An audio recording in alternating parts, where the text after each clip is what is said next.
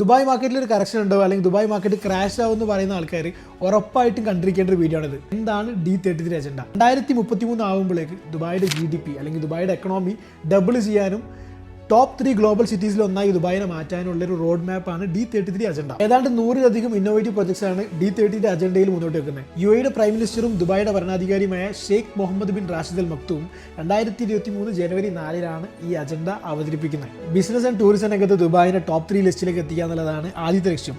Top 5 logistics ഹബിലേക്ക് മാറാനാണ് അടുത്ത ലക്ഷ്യം. ദുബായിയുടെ foreign trading ലിസ്റ്റിലേക്ക് 400 സിറ്റീസ് കൂടി കൂട്ടിയിട്ട് ദുബായിയുടെ ഫോറിൻ ട്രേഡിൻ്റെ വോളിയം ഡബിൾ ചെയ്യാനാണ് അടുത്തൊരു ലക്ഷ്യം.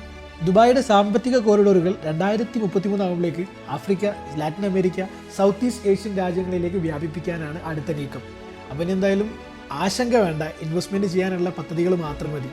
എന്തായാലും വീഡിയോ മറ്റുള്ള ആൾക്കാർക്ക് അയച്ചു കൊടുക്കാൻ മറക്കണ്ട. അപ്പോൾ വീണ്ടും കാണാം.